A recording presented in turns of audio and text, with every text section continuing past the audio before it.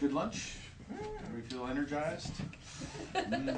Okay, so as a group, and whenever I say as a group, what I mean is there's going to be certain things that they all have in common. Most kids, ADD or PDD, pervasive development disorder, they have a lot of things in common, but within that there's a spectrum. There's going to be differences. So as a group, it can be very effective to establish rhythms and routines. So what do I mean by these two things? Well, hopefully if everybody read this, you get the basic idea. Routine is structure. It's knowing what's going to happen, when it's going to happen. I've seen really, really good results by making sure that there is like a family calendar that everybody can see. And even putting it up on the board and even making it big and bright, what I've found is still not enough for most of these guys. What has worked consistently is on Sunday night, after dinner, we take the time to go over the calendar. Walk through the week. Okay? It's kind of like in that principle, you learn something and then you review it 3 times to get it to sink in. Okay? What we're going to do is we're going to learn what our weekly calendar is on Sunday night. We're going to walk through the week. This is also the opportunity before you're in the situations to handle any objections. So it's Sunday night, everybody's calm, we've all been to church, and thank you, Lord, for these gifts, and everything. So this is like a nice mellow time to handle any concerns about the schedule. Now, we've started to create that picture. We've painted a picture of what the week's going to look like.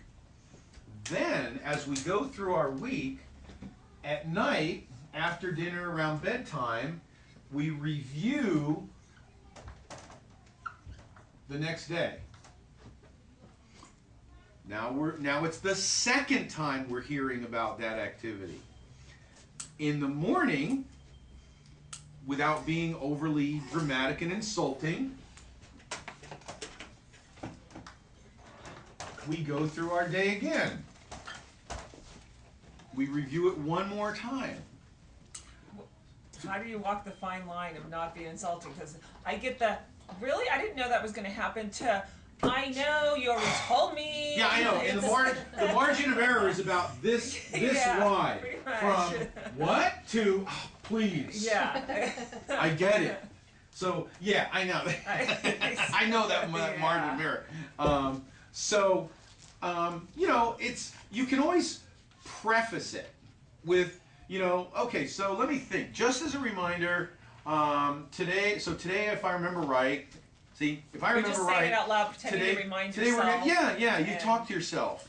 Right. I get a lot of stuff to parents by looking at the child and said, you have to understand your limits, your boundaries, and I just talk to the parents while I'm actually talking. I'm talking to the child, but the message is really for the parents. Right. So you can say anything as long as you're not saying it to the person. Bandler was really good at he'd get up on stage to a room full of psychologists or psychiatrists, right? And he starts to talk about these stories, and he goes, so I said to these guys was, you turkeys, you are just a bunch of morons.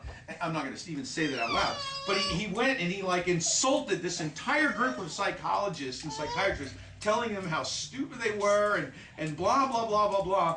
And they're all sitting there eating it up oh yeah, he's not talking about me. But your unconscious mind is taking that all in. So a lot of times, a way to talk to your child is to not talk to them. I've even gone so far as to have parents have imaginary conversations on the telephone that their child could overhear. Because that's when they listen the most. Totally. If you go to your child, it's like talking quietly over here. The gal up in Oregon, which was really amazing. I only met this kid for 6 to 8 hours. That was our whole time together, and he had ADD, dyslexia, all kinds of other stuff. and they're off on their own. They're, as far as I know, they're doing pretty well. But one of the things that she noticed was that if she said, "Oh, you're doing so well," or "I'm so," he wouldn't hear it. He couldn't take it. But when he's like in the next room, okay, you work. I have to take this phone call, and she gets on the telephone, and she's telling her friend just how wonderful he is, and how he's doing these exercises that are making him so much smarter and stuff. She comes back in the room, and he's like, "Whoa, yeah, I'm hot stuff." It's very cool, very powerful. So, yeah. It's sometimes it's tough to walk that line between bringing them along to where they need to get to without being insulting. Because once they feel they've got it, they've got it. Right. Getting their permission. Is okay to talk to you about this? Is okay? Can we go over this again? Right. You know, I know you know this. Right. And is it okay if we just kind of make sure that we're on the same page? Something like that. That's always good. Almost no matter what the age. You know. I know you know how to do this, and this was one of the times I would say "but," because I want to discount what I'm saying. Normally you don't use the word "but," because whatever came before it is being erased. But sometimes when I say, "Listen, I know you know everything, but can we just, you know, let's talk about this." So anyway, so we go over it on Sunday night. Paint that picture. The night before, we review it. Just a reminder, okay, so tomorrow, blah, blah, blah, and I'm going to meet you here, and we're going to be here, and then we're going here, right? And then in the morning, driving to school, you got that 5-10 minutes, whatever, 15 minutes. Okay, so let's see. If I remember right, I'm going to meet you here, and then we're going to go here, and then we've got this to do. Feeling good, feeling up to it, you got your spelling words, blah, blah, blah. So, by the time we get to the event, we've learned it, we've reviewed it again, we've reinforced that picture. Now, here's where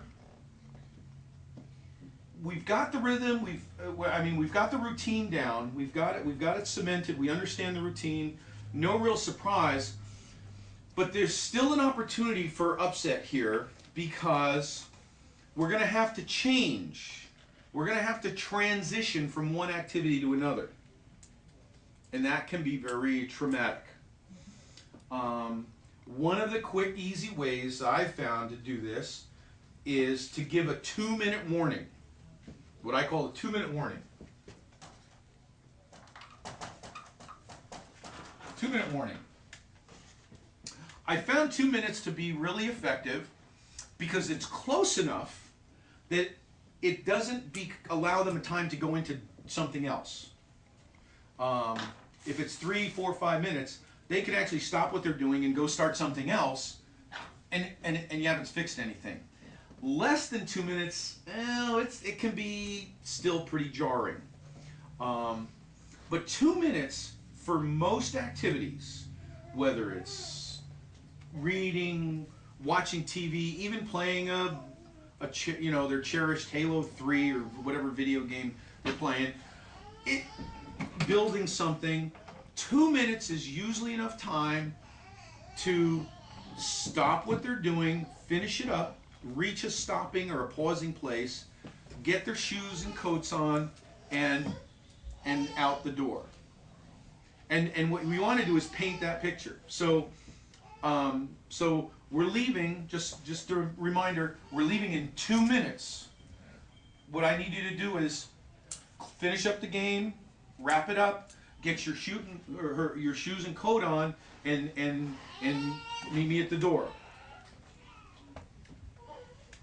Nice, clear picture of what's going to happen.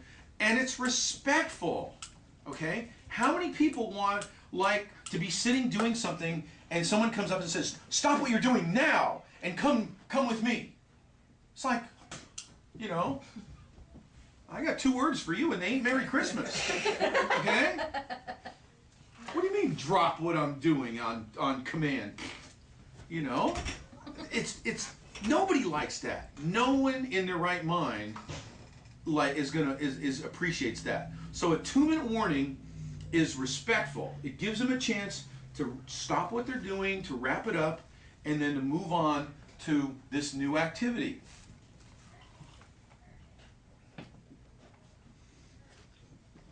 We're going to talk about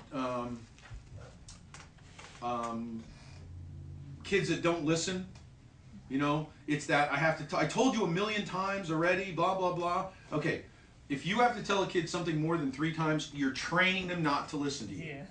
Okay? This is tough for parents to get sometimes. So look at the flow here. So we learned what we're going to do for the week. We reviewed it again. We got a 2-minute warning, which just reminds us. And after this, there should be no discussion once we get in the habit of this. Because remember, the time to bring up objections is Sunday night on that first thing. So that too becomes a habit, a pattern.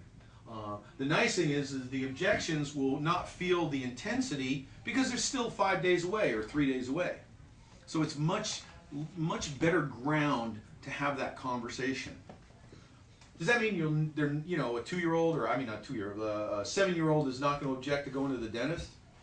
It's probably going to happen, but it's going to be much less. It's going to be much less. So that's kind of the coverage of routine, or the basic premise for routine is taking those pictures that drive them, those internal images, that map of the universe that they have in space and time, and using that so that you and they can be successful. Good? Okay. There's one more thing on routine. Okay. Rhythm. Let's jump to rhythm. So rhythm is we all have a natural kind of breathing in, breathing out process. Most psychiatrists have learned you don't do more than 45, 50-minute sessions because people can't focus for that long. They can't maintain that for that long. All classes used to be 45 minutes because they know students can't focus. You have to, you can keep them in class, but they're going to go away and then come back. They're going to have a mental snack or something, and then if we're lucky, they come back to class for these block sessions, these hour-and-a-half sessions. What do we do with our kids? Well, unfortunately, if they're in public school or even private school, they're going to have this thing that they have to struggle with, which is you got to focus and stay in the game for about 3 hours or so, and then you get a little break, and then you got to go another 2 hours or so. But ideally, what we would have is something like this. Okay? Everybody remember biorhythms? Remember those? Like, you have these rhythms, they're like 7-day rhythms and 21-day rhythms and 56-day rhythms or whatever they are. And I think there's definitely some validity to that. We have our lunar rhythms and monthly rhythms and yearly rhythms and seasonal rhythms. Well, for children that put ADD aside for a moment. Put ADHD aside for a moment. All kids need to breathe in and out. So they can maintain, your average kid can maintain a nice level of focus and attention for about 45 minutes. And then they need a break. They need to shift gears. They need to go out and just be scattered and run around for a while. And then you can bring them back in and get them to focus again. One of the most important things I recommend for rhythm and routine is after school, take a break. The worst thing you want to do is jump right into homework. Are there exceptions? Always. There's exceptions to everything. But most kids, you want to give them a snack, give them a break, and then after about 30, 40 minutes, then come back and look at doing your homework. If someone says, well, we have to start our homework at 3 o'clock because it's going to take 2 hours, then I say, you got another problem. That's a whole different can of worms to look at. So But in general, we want to let the kids breathe in and breathe out, breathe in, breathe out. And again, and just a point to Waldorf, not that I'm promoting Waldorf, they just some things they really do well. They'll, at the beginning of the day, they actually start kindergarten late, so that when the parents drop all their kids off, the kindergarten kids all have like an extra half an hour to run around outside. And then they bring them in and they do this nice quiet circle time, and then they do outside time. And then they come in and they do this really quiet reading time, and then they have snack time. And so they have this rhythm where they don't try to keep them, 5 or 6 year olds cooped up and sitting down for 3 hours. They just, 45 minutes tops. And then they're off running around. And then they come back, and it's amazing how much success they have. So, some ideas that we looked at were, mealtime routines, like having certain meals on certain days of the week that can be kind of comforting. Years back, I remember a commercial, Wednesdays was Prince Spaghetti Day. I don't know, the Prince Spaghetti Company. But some, you have some meal times, you have meals and snacks at certain times of the day. Anything they can count on, that's what's cool. It gives them assurance or reassurance and allows them to feel safe.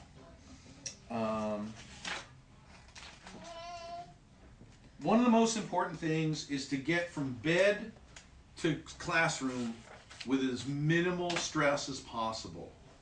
The more that routine is structured, the more it's repetitive and understood. I can be a robot, right? It's like driving to work in the morning sometimes, I don't have to think. I mean, my car will turn off the road.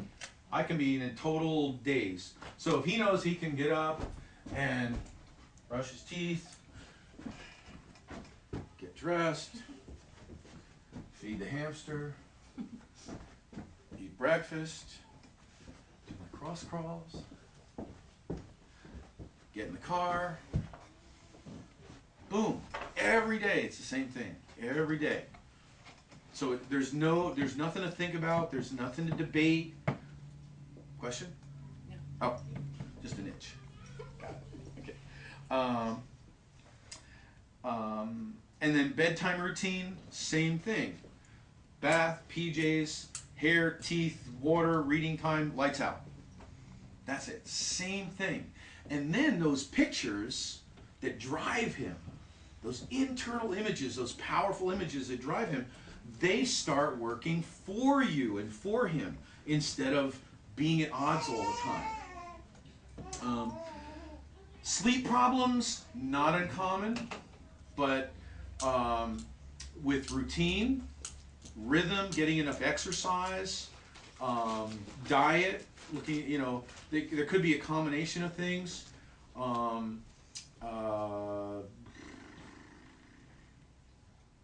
We have a sleep CD that I put out that works for some kids.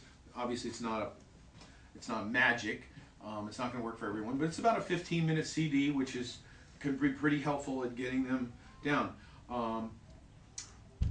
Getting rid of any concerns. If they have concern about darkness, it's good to deal with that. If they have a concern about sleeping alone, a lot of times those fears, they're exaggerated in some kids, but they're really natural fears. I mean, being afraid of the dark is not like not being able to see what's around you.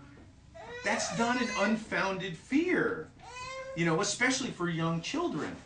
I know it's been a few thousand years, but if you got left alone in a cave at were a 2 or 3 year old and your parents just disappeared, you were going to get eaten by something.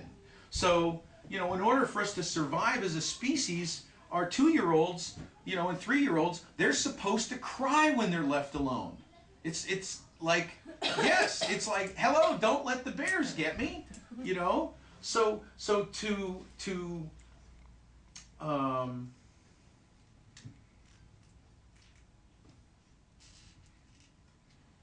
don't want to criticize because there's some schools of thought on this. Let me put it this way. What was her name? She wrote a book, did some studies. Overall, she found a couple of things in common with different cultures around the world. I want to say Jean. I can't think of her name. It'll come to me later.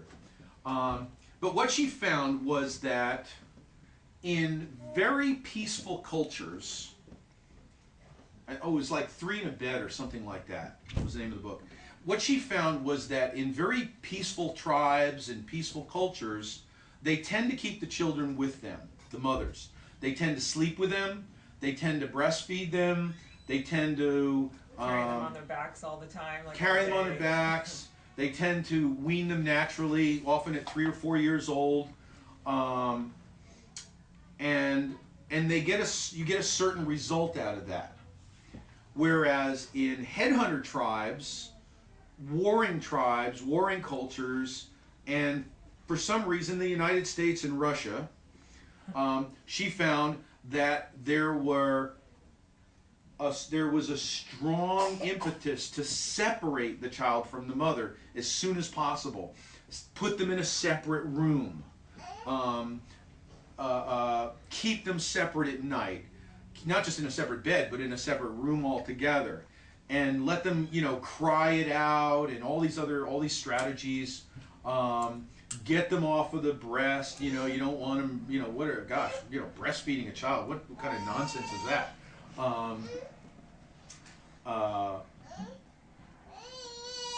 And you get another result. You get a child that is more independent, that is not as maybe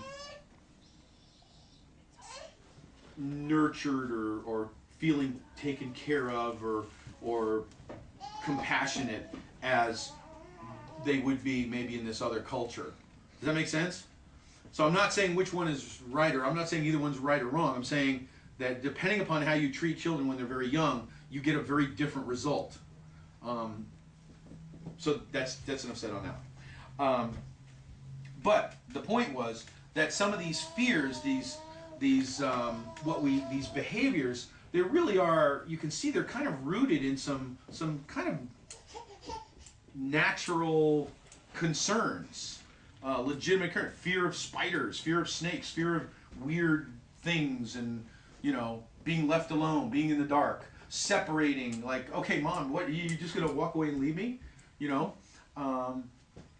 And yes, at some point in every child's life, it's appropriate to let those things go. The insanity is we now have charts that have decided that at this age, your child is ready to walk. And at this age, your child is ready to give up nursing. And at this age, your child should go to 3rd grade or kindergarten and be ready to just be alone for 8 hours a day. And at this age, they should know math. And at this age, they should, be able to read and all this other. Does that make sense? So the insanity is just that we've decided that all kids are alike. And that, but here's the funny thing, is the very same research shows, here's the bell curve, here's, plus or minus 1 standard deviation, and there's plenty of kids on both sides. There's plenty of kids who don't fit the chart, but we still want all kids to fit the chart. We just ignore that. I wouldn't say ignore it, but put it in its right perspective. One of the things that a lot of parents with ADD kids, ADHD kids, PDD kids, and some other issues that may or may not be, on spectrum, but very intelligent kids, one of the things that they fall into over and over again, I've seen it and heard it, is their children will speak later in life. And there's a whole segment of the population that have no other issues except they speak later in life. It's the way their brains are developing. Is that a hint to possible problems later on? Yes, because it could mean they have a different learning style. Okay, I'm not saying they're broken or damaged. I'm just saying they're going to be a little bit different. But the funny thing is, I mean, it's just funny to look at it from a distance, not if you're going through it, is the child is 2 years old, they're not talking yet. So they send them to some speech and language pathologist, right? And they beat this poor kid over the head for a year with all this speech therapy and all this other stuff.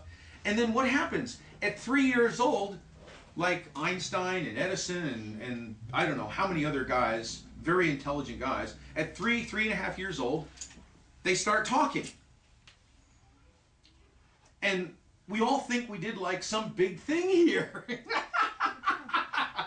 Now, I'm not talking about a genuine impairment. I'm just talking about a child who's speaking later in life.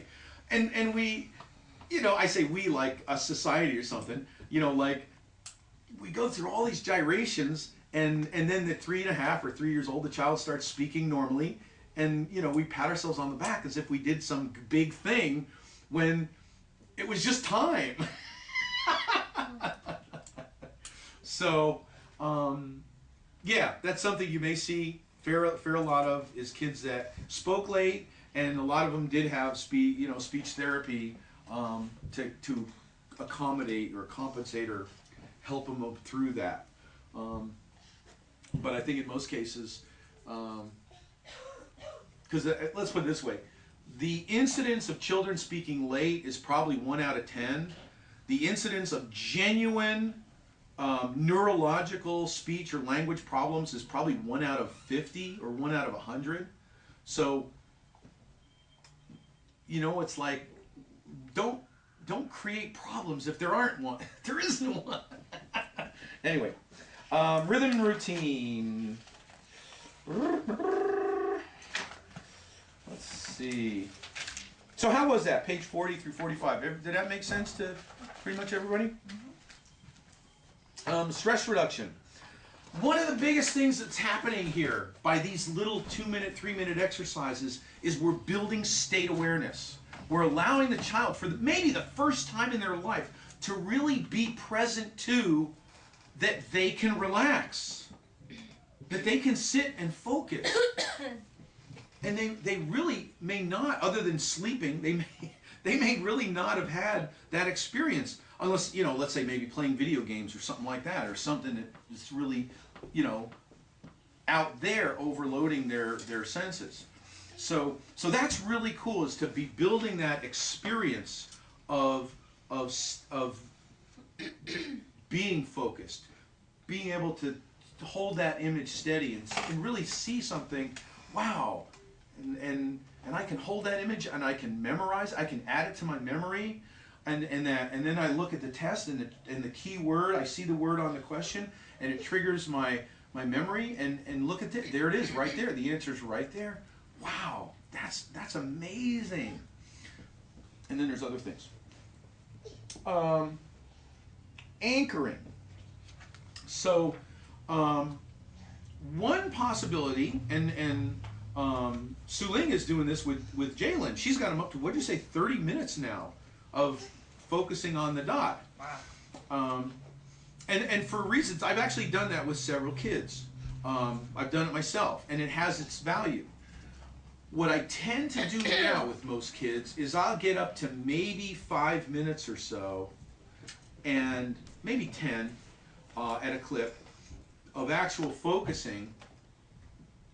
But then what I do is I usually have them close their eyes and imagine themselves in different situations, like school, sitting down for school, sitting down for class, sitting down to take a test. I say sitting down because that's like the trigger. So, you know, I have them imagine as they sit down, they slip into that focused place. Or as they sit down to do their homework, they they go into their bubble. I talk about going into the bubble, the learning bubble. And again, if you were to take an NLP class, there's lots of nice, sophisticated ways of visual anchoring and touch anchoring and this kind of anchoring, that kind, and that's all good. And I think that's worthwhile for anyone who wants to take those classes, right? I mean, it's really powerful, awesome. And by getting a child into the desired state and then having them imagine them doing these other activities is way powerful, way powerful. So that's, for the moment, that's about as far as I'll go, because that's easy for a mom to do. That's easy to implement without getting too complicated. And we also have our CDs too. So focus and attention. So we've already started on this, how by interrupting that sympathetic nervous system, by building the communication between the two sides and getting the child to kind of look at the big picture without reacting and responding, by practicing that on a daily basis, we're gonna help increase his focus and attention in different situations. We've already done the learning state. I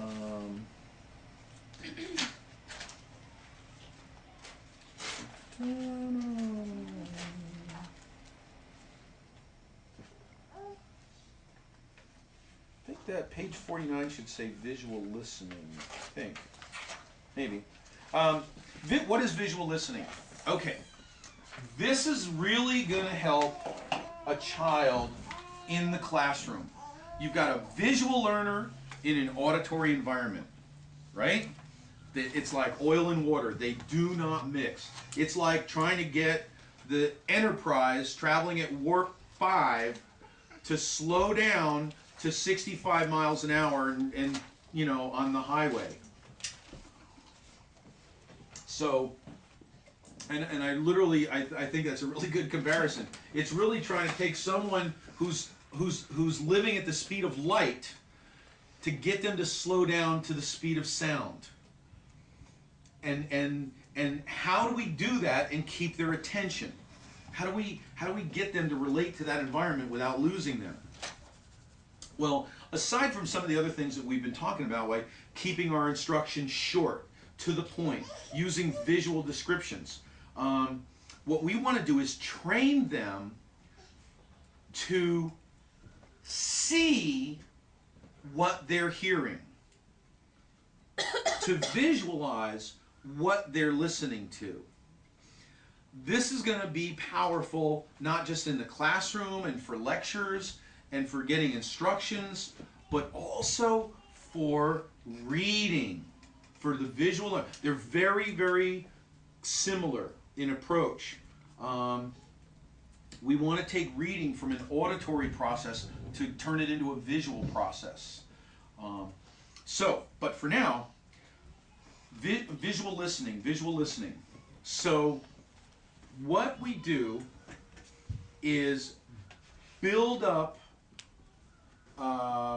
through repetition and doing some working with their vocabulary words or their spelling words, working with reading, working at home in our conversations with the child, or at the center, wherever you're working, we keep reinforcing them to visualize what we're saying, to make pictures of what we're saying, to make pictures from words.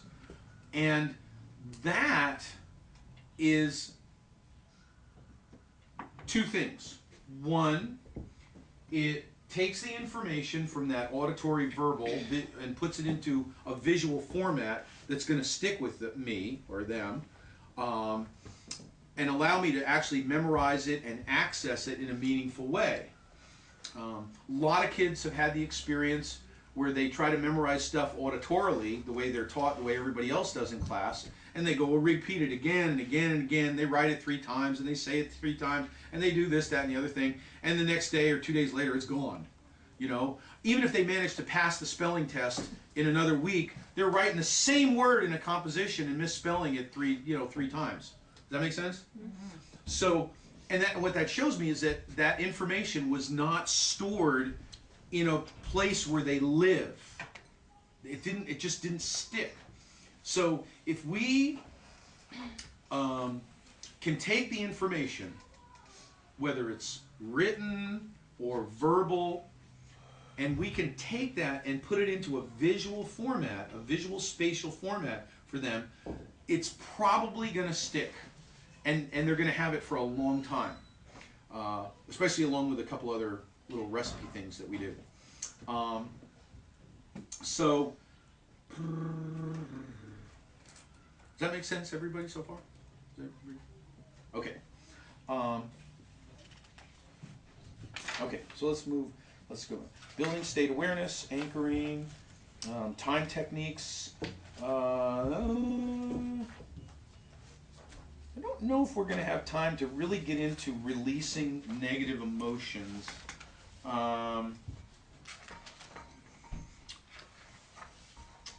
And explain timeline therapy or time techniques in this course. Where are you? Page 50. Page 50. It's still focus and attention. Sorry.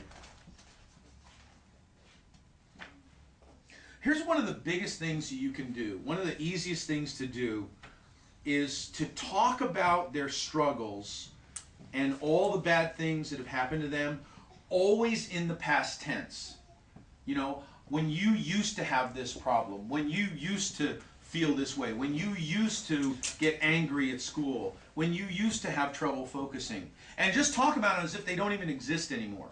Now, you're not saying that indirectly, because that's kind of, it might not be true. Right. But by repeating that, you know, over and over again, and talking about their strengths and their abilities in the present tense and also in the future tense, it's going to really help to reinforce the where they're going and de-emphasize where they've been. And a lot of times that's very subtle. It's not something they need to be aware of.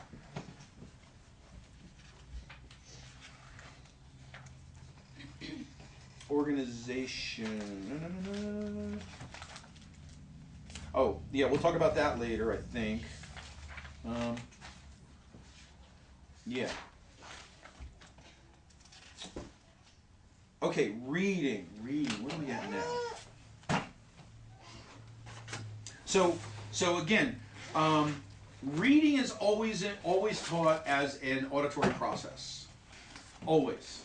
It's I don't know of any program out there per se that doesn't use phonics or rely on phonics and rely on two very critical, important skills. And the skills are these.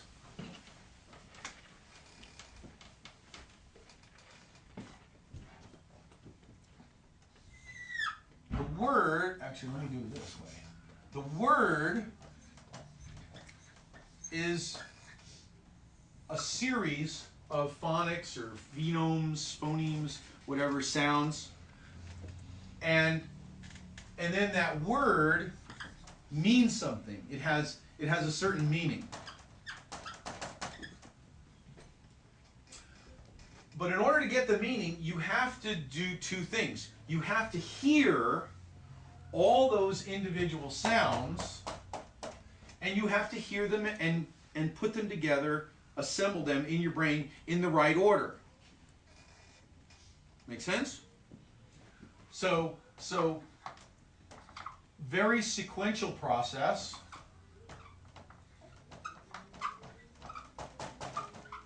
And a very auditory process. If one of these two is missing, as research shows, you're going to have a heck of a time learning to read. If you're weak in one of these areas, much less both of them, there's a double whammy. You're going to really struggle with reading. So what about our guys? Are they sequential thinkers or dynamic, holistic, outside-the-box thinkers? So there's one skill we don't have. And as we're living in our visual world at 30 images per second, inside and out, right? Balancing those two. Do we tend to process auditory information, or do we tend to hear little bits and pieces of it while it's interspersed with our other thoughts and images going on in our head? So, unfortunately for our guys, this doesn't work and this doesn't work. And unfortunately, when they're struggling with reading, what do? It doesn't matter what age they're at.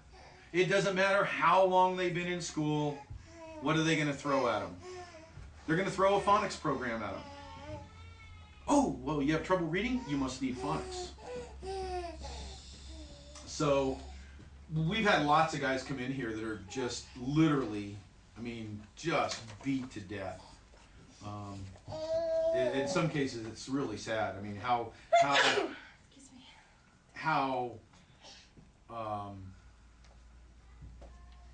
don't know, just how frustrated and how beaten down they are emotionally, and how they feel like a failure because no matter what happens, they still don't get it. One guy, I had one little guy, Tomas. Where is he? Where's Tomas? Yeah, anyway.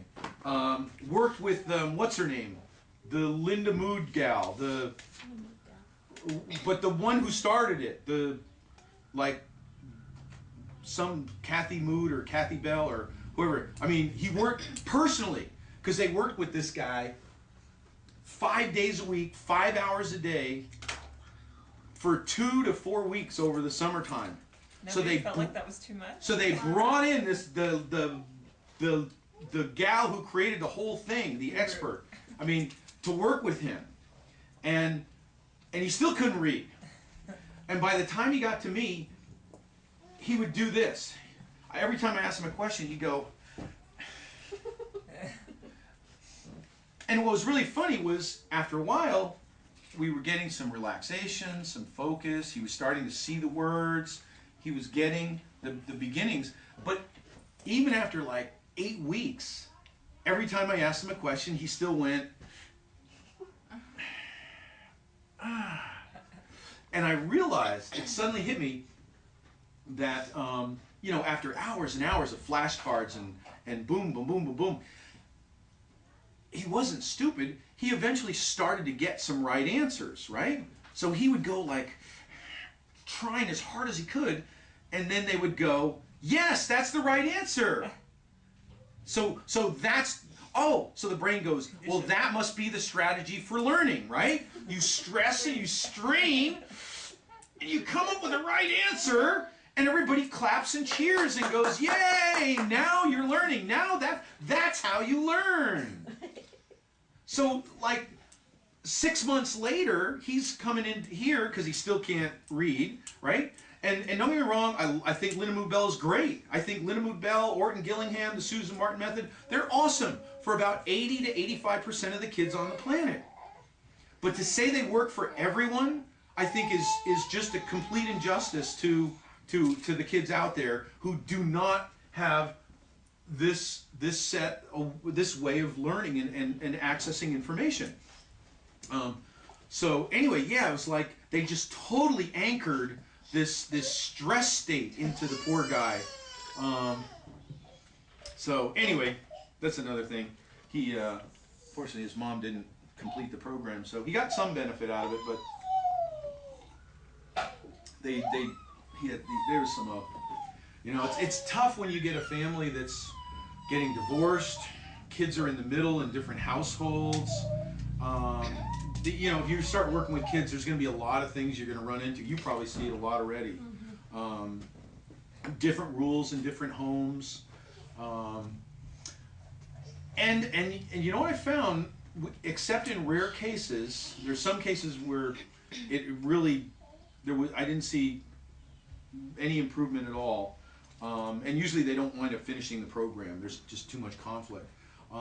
But what I have seen is if a child has one place, even if it's only 50% of the time or 40%, if they have one place where they can feel safe and they feel that structure and they feel that where they're not getting away with murder, not just being able to do whatever. They may not like it at the time, but at some point it starts to kick in. And they realize that this is the place they're safe. This is the place they're taken care of. And that's rules and the structure and the scheduling and all the stuff that they at one time would be objecting to because they they want to do whatever they can. They want to get away with whatever they can. At some point, typically I see them start to appreciate it. They do. And that's pretty cool that they actually start to get, yeah, I do want, I don't want a Disneyland. I really do want to learn. I want to get to the next place. So anyway, reading.